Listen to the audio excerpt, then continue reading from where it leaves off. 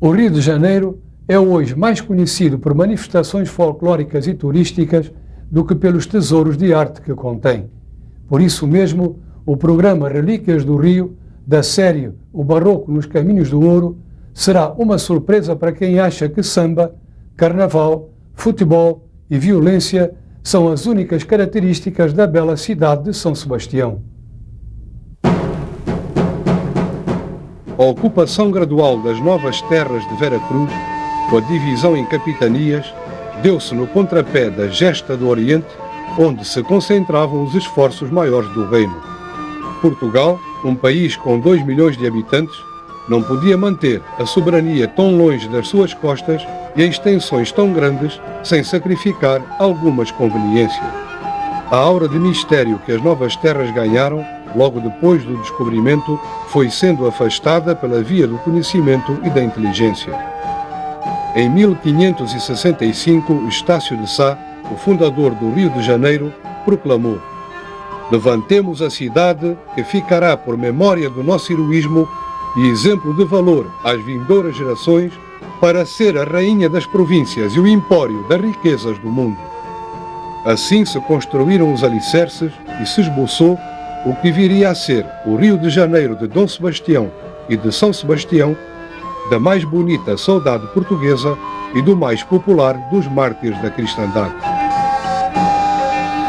O Rio Antigo desenvolveu-se na Baía da Guanabara, excepcional posição defensiva que facilitou a penetração para o interior, que se tornava desejável e urgente. Ontem como hoje, o Rio de Janeiro deslumbra forasteiros e facilmente ganha relevo quando se confronta com outras cidades. A cidade, que é um mito e se funda em muitos mitos, tem um enquadramento natural tão portentoso e tão belo que resiste a todos os erros urbanísticos. Ela guarda ainda hoje relíquias de alto valor dos tempos do ouro e do barroco. Na sua baía desembocava um importante caminho do ouro.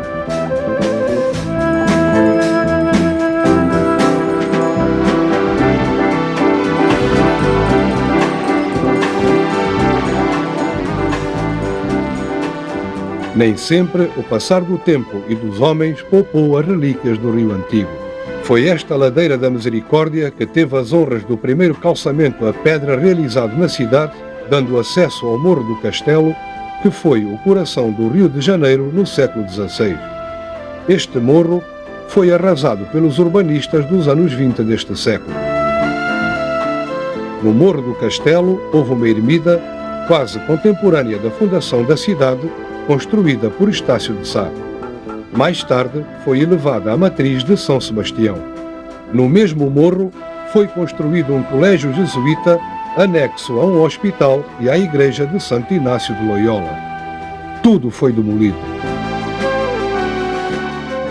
Esta é a igreja de Nossa Senhora do Bom Sucesso, que foi iniciada em 1724 e terminada ainda no século XVIII.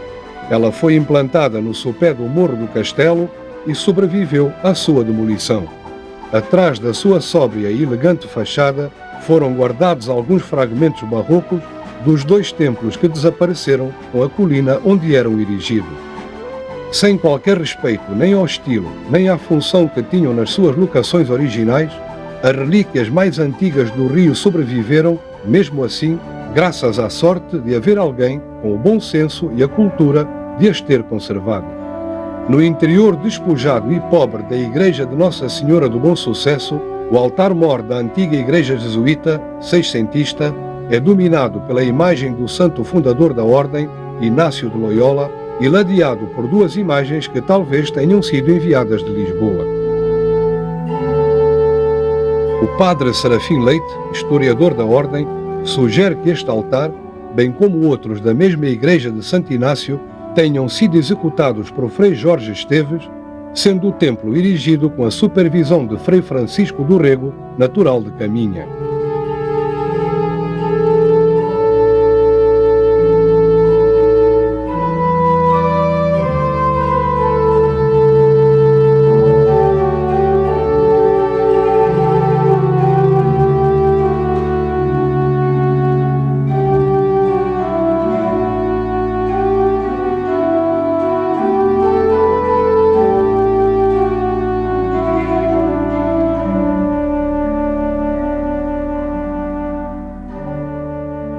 O altar-mor da antiga Sé Catedral, outros altares das duas igrejas e outras preciosas peças das mais antigas igrejas do Rio, com exemplares únicos nas Américas, de talha dourada quinhentista, foram barbaramente desmembrados de igrejas que não só desapareceram, como também sumiu do mapa o próprio chão em que assentavam.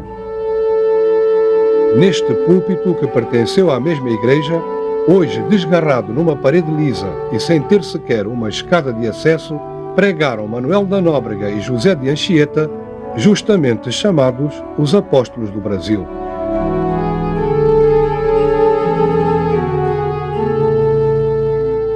Outro altar seiscentista da Igreja Jesuíta é consagrado a Nossa Senhora da Conceição, padroeira de Portugal.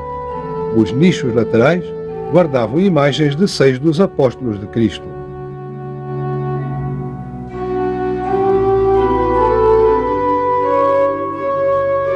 Noutro altar de preciosa talha dourada, também dedicado a Nossa Senhora da Conceição, encontram-se os nichos vazios onde eram venerados os outros 6 apóstolos. Afastados das suas funções litúrgicas originais, mais como peças de museu do que outra coisa, estes altares das mais antigas igrejas da cidade estão hoje implantados num templo a que não eram destinados e onde não cumprem qualquer destino a não ser o de autênticas relíquias do Rio. Em certos pormenores pode observar-se a influência da natureza tropical na inspiração dos artistas, como nestes cajus, frutos nativos que não aparecem em talhas europeias. A riqueza dos detalhes da talha dourada, das imagens e dos sacrários são preciosos exemplares da decoração barroca.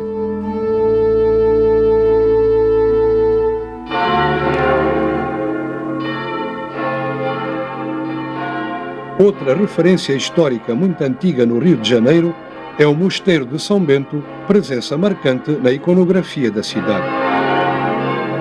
Na Colina da Conceição, uma das 4 que demarcavam o visual antigo do Rio de Janeiro, 2 monges portugueses fundaram em 1586 um mosteiro beneditino e uma igreja dedicada à Nossa Senhora de Montserrat, que ostenta hoje uma fachada sóbria e quase severa.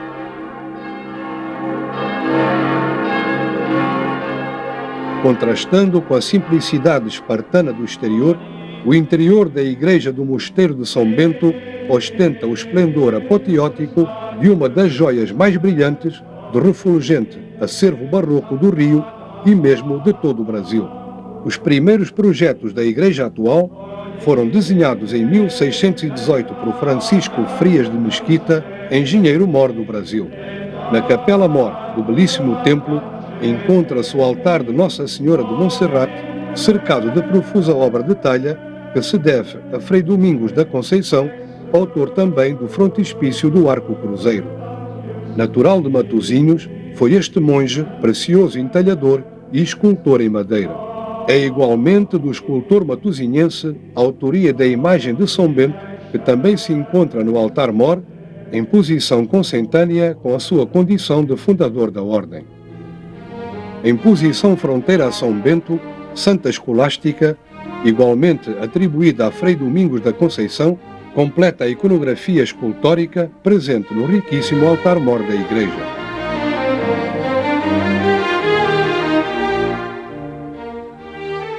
A pintura que valoriza o mesmo altar-mor é geralmente atribuída a Frei Ricardo do Pilar, alemão nascido em Colónia e que morreu nos fins do século XVIII.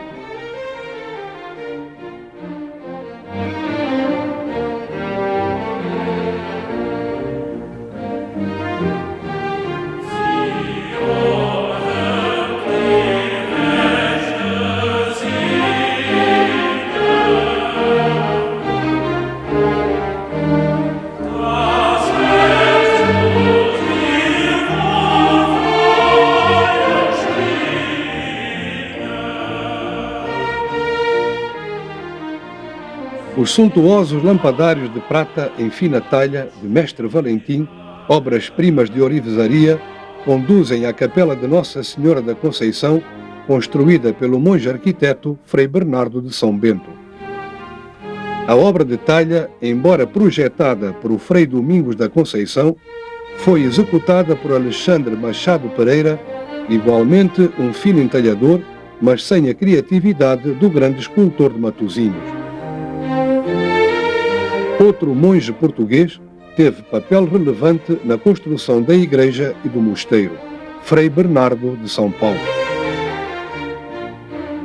Também Frei Bernardo de São Bento Correia de Sousa, transmontano de Vila Real, exerceu elevada influência na edificação. Ele fora construtor civil e engenheiro militar antes de ingressar na Ordem de São Bento. É de Frei Domingos da Conceição o trabalho de talha do arco cruzeiro, onde se encontra uma coluna com a data de 1694.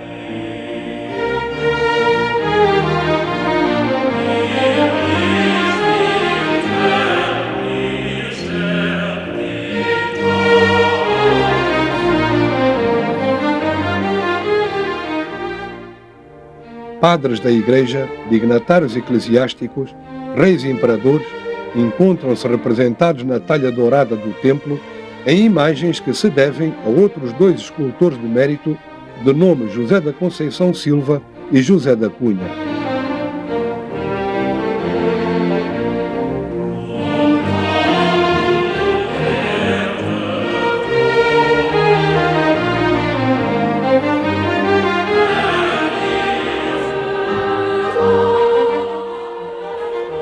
A belíssima Capela do Santíssimo Sacramento pode considerar-se representativa da complexidade aparente da talha portuguesa. Complexidade que, no entanto, pode reduzir-se a um conflito entre diversas artes, reunidas por fim numa obra única que participa das qualidades do barroco. A arquitetura, escultura e a arte ornamental enfeixam-se como numa luta que resulta numa harmonia final apoteótica. Subsiste, por outro lado, uma espécie de alternância entre a vontade linear e lógica da arquitetura e o instinto barroco da decoração.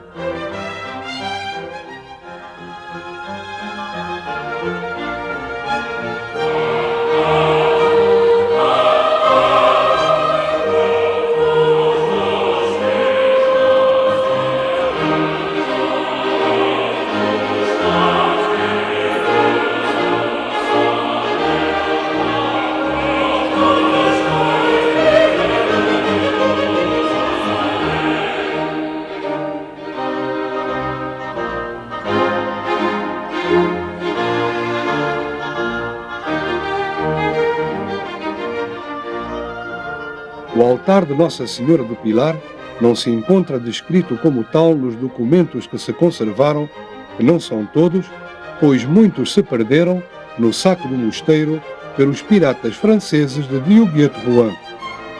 A imagem assenta sobre um pilar de prata finamente lavrado, cuja autoria pode atribuir-se a mestre Valentim da Fonseca e Silva, autor de todos os trabalhos de prata da igreja. Os documentos sobre São Bento ratificam a impressão de que os trabalhos de talha não foram concebidos de uma só vez, mas sim após decisões sucessivas.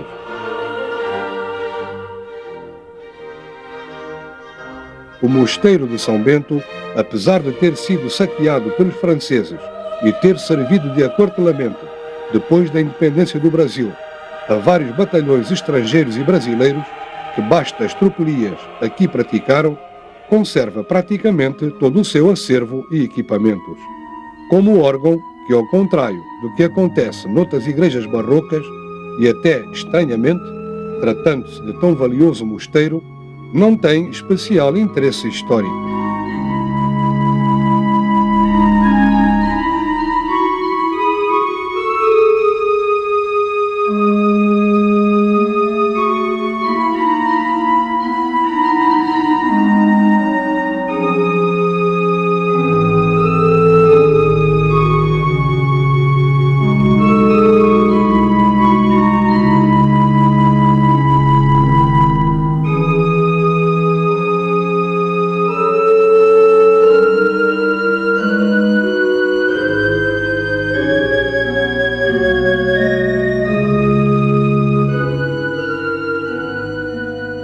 A sacristia é depositária da mais preciosa pintura religiosa do Brasil antigo, O Senhor dos Martírios, da autoria do grande pintor que foi Frei Ricardo do Pilar. O quadro, recentemente restaurado, conserva a marca do talento daquele que pode ser considerado, apesar de alemão, o primeiro dos pintores do Brasil.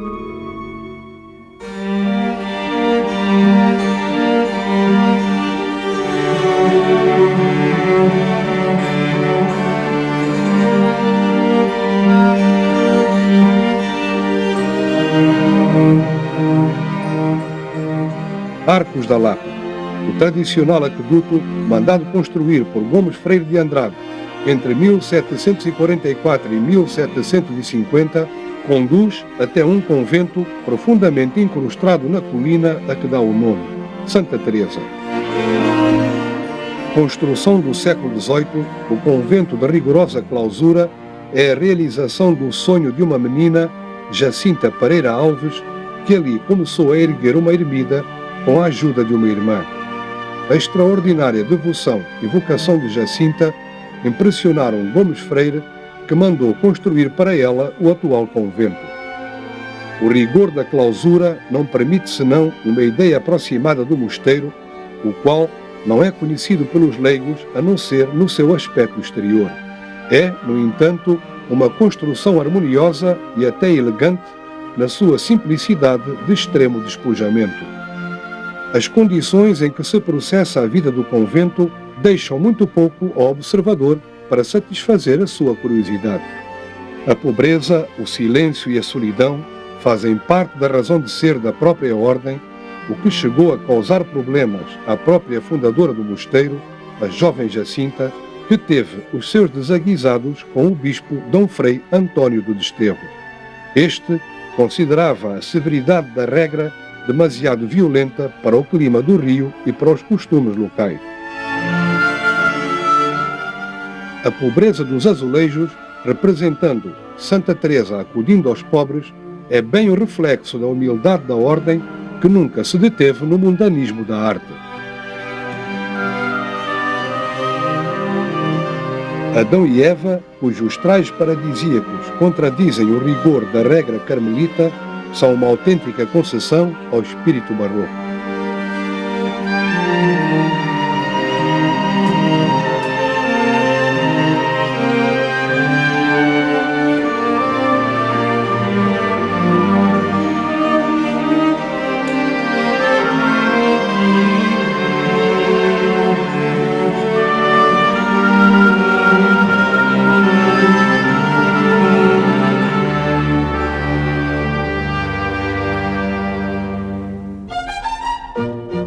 Em 1699, Cláudio Gurgel do Amaral fez doação a uma irmandade sob a invocação de Nossa Senhora do Outeiro, sediada numa capela erigida por um santo ermitão de nome Antônio Caminha, do terreno onde hoje se ergue a bela e singular igreja de Nossa Senhora da Glória.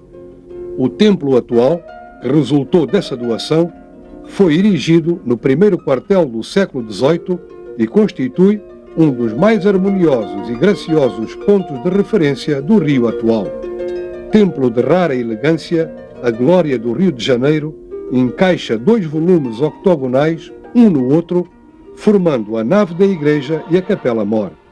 O risco, baseado no tema curvo, apresenta uma das mais antigas plantas de dado elíptico de toda a arte portuguesa. Os altares da Igreja da Glória estão ligados ao estilo rococó, típico do Alentejo e de Lisboa, com o poncheado dos ornatos disposto simetricamente e reduzido a uma renda. A talha da Glória, despojada do ouro por uma obra recente de restauro, é tranquila e graciosa como a própria igreja. Os azulejos, por sua vez, adequam ao aspecto mais saliente da igreja a sua feminilidade, os temas e o seu tratamento, que são delicados de desenho e concepção.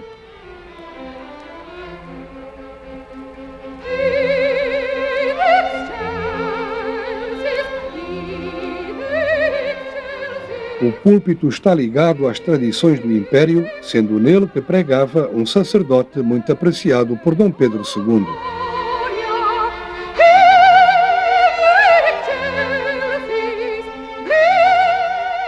Na sacristia, os objetos imobiliários são comedidos e de extremo bom gosto, como este lavabo.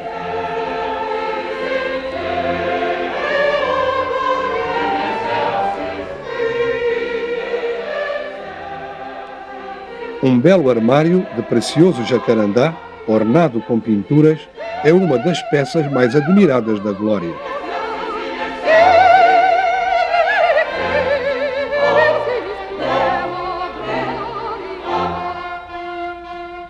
As pinturas do teto da sacristia, segundo a tradição, pertenciam à primitiva capela construída pelo ermitão Antônio Caminha, atribuição que, aliás, é duvidosa.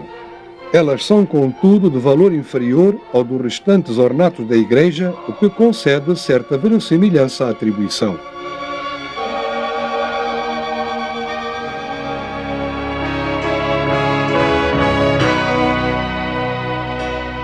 A posição da Igreja da Glória, dominando o amplo espaço do Rio de Janeiro, permitindo até o descortino do Cristo Redentor do Corcovado, é uma das mais belas da belíssima cidade de Estácio de Sá. Passando ao outro lado da Bahia, estamos na cidade de Niterói, da qual se desfruta uma privilegiada vista do Rio de Janeiro. Nela se encontra a Igreja de São Francisco Xavier, construída pelos jesuítas provavelmente no final do século XVII e, segundo a tradição local, foi frequentada por Anchieta. O norte do estado do Rio de Janeiro, onde se situam as imagens que vemos agora, não foi propriamente um caminho do ouro, mas pertencem muito dos seus vestígios, indiscutivelmente, às relíquias do Rio.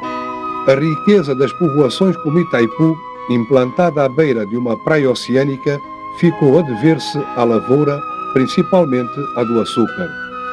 Um alvará de 1696 oficializou a existência de Itaboraí, povoação que deve ser contemporânea da fundação do Rio de Janeiro por Estácio de Sá.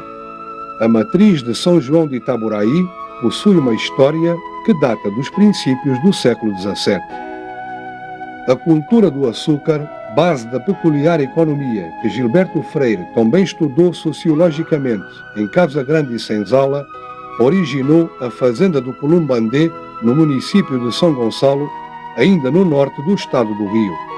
A Casa Grande e a capela são elementos reconhecíveis de uma civilização colonizadora e missionária, com os seus negrumes e as suas misérias, mas com as virtudes que serviram para construir um Brasil fortemente individualizado no contexto ibérico da América do Sul. Na bucólica paisagem da Barra de São João esteve o princípio da civilização sul-americana, com o primeiro assentamento de Américo Vespúcio, quase 4 anos depois da viagem de Pedro Álvares Cabral. Nas relíquias do Rio se sobejam os vestígios artísticos e históricos de grande riqueza, não faltam os pormenores sombrios que contam aos homens de hoje histórias nem sempre brilhantes ou alegres. Sob um céu de tragédia, as ruínas do convento de São Boaventura de Macacu representam bem o dramático destino que ameaça muitas das relíquias do barroco português do Brasil.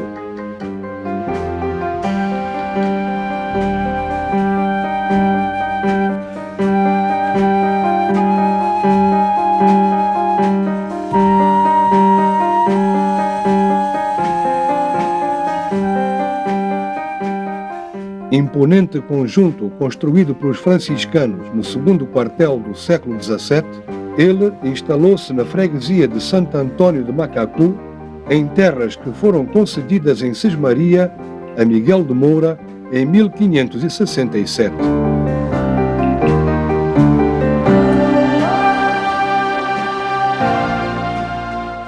Habitado pelos capuchinhos até meados do século passado, um surto de febres devastou a região e o último frade abandonou o mosteiro em 1841.